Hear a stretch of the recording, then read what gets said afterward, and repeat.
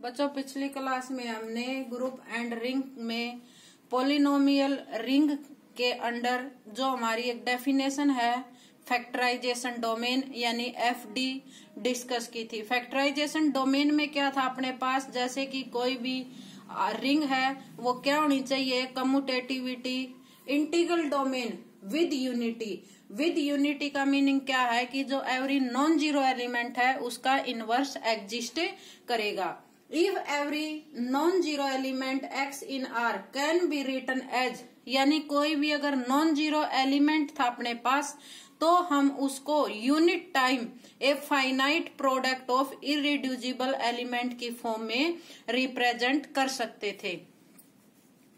उसी में जो हमारी नेक्स्ट डेफिनेशन है वो आपकी है यूएफडी यानी unique factorisation domain. Unique factorisation domain में क्या है आपके पास, एक commutative integral domain with unity, same है एफडी में भी एज इट इज था, इज कॉल्ड ए यूएफडी यानी यूनिक फैक्टराइजेशन डोमेन। तो इसमें फर्स्ट कंडीशन अपने पास क्या है, जो आर है वो आपके पास एफडी होना चाहिए। एफडी का मीनिंग है फैक्टराइजेशन डोमेन, और फैक्टराइजेशन डोमेन में आपके पास क्या था, जो एवरी नॉन जीरो एलिमेंट है किसमें बिलोंग करेगा, आर में, उसकी represent unit time a finite product of irreducible element की फॉर्म में हम रिप्रेजेंट कर सकते हैं। और सेकंड डेफिनेशन क्या है, the factorization into irreducible element, जो हम रिप्रेजेंट करेंगे unit time product of irreducible element is unique up to the order and associate, यानी जो रिप्रेजेंटेशन है वो आपकी यूनिक होनी चाहिए और अप टू द ऑर्डर, उसमें एक ऑर्डर होना चाहिए यानी एक फाइनाइट क्वांटिटी होनी चाहिए। मल्टीप्लीकेशन करोगे जब आप यूनिट टाइम एंड एसोसिएट, और एसोसिएट भी होना चाहिए। एसोसिएट का मीनिंग क्या था कि अगर ए एसोसिएट बी है तो हम क्या लिखते थे उसको, अगर आपके पास है ए एसोसिएट बी, सिंबल आपका एसोसिएट का दिस था, तो अपने पास क्या होता था यहाँ पर, which imply A equal to U B, और यू आपके पास क्या है यहाँ पर, यूनिट एलिमेंट। एसोसिएट का मीनिंग दिस, यानी यूएफडी यूनिक फैक्टराइजेशन डोमेन के लिए फर्स्ट कंडीशन जो आपके पास है, जो आर है वो एफडी होना चाहिए, फैक्टराइजेशन डोमेन होना चाहिए। और सेकंड कंडीशन है कि अगर हम उसकी जो रिप्रेजेंटेशन करते हैं वो इरिड्यूसिबल एलिमेंट की फॉर्म में, तो वो हमारे पास क्या होना चाहिए, यूनिक होना चाहिए और एसोसिएट की कंडीशन को भी सेटिस्फाई करे। इसको जैसे हम एग्जांपल के थ्रू डिस्कस करेंगे। जैसे एक्स है, एक्स आपके पास एक एलिमेंट है, नॉन जीरो एलिमेंट है, किसमें बिलोंग कर रहा है, आर स्टार में। आर स्टार हमारे पास क्या है, एज रिंग है, इज फैक्टर्ड एज। इसको जैसे रिप्रेजेंट करेंगे तो फर्स्ट है x equal to u A1 A2 AR। Second represent जैसे आपके पास है V equal to B1 B2 और BS, where U and V, जो U और V एलिमेंट है वो आपके पास क्या है, unit, and BJ are irreducible, यानी AI और BJ आपके पास क्या है, इरिड्यूसिबल एलिमेंट है। Then R equal to S हमारी डेफिनेशन में था, and each AI is associate to ABJ, यानी हर जो AI यानी A1 A2 A3 जो भी हमारे पास एलिमेंट थे एसोसिएट होंगे ऑफ A, कोई भी एक एलिमेंट होगा BJ, यानी AI associate BJ and vice versa, यानी BJ एसोसिएट AI। जैसे कि A और B एलिमेंट है, किस में बिलोंग कर रहे हैं, R स्टार में। R स्टार में बिलोंग करेंगे तो यूएफडी की डेफिनेशन के अकॉर्डिंग हमारे पास क्या आएगा, जो A है वो एसोसिएट B के और जो B है वो एसोसिएट A के होना चाहिए। ये हमारी जर्नल डेफिनेशन थी।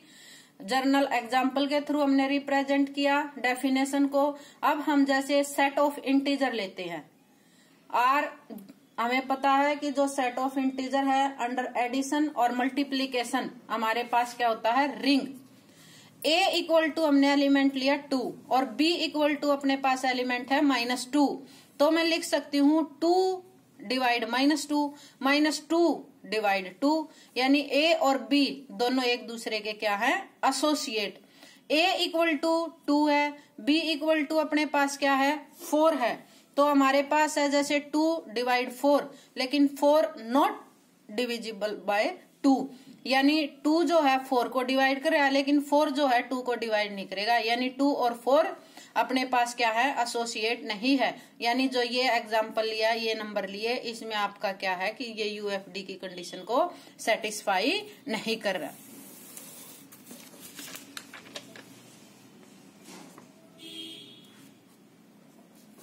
एज इट इज जैसे नेक्स्ट एग्जांपल है, रिंग कंसीडर किया, हम कहते हैं कि ये यूएफडी है।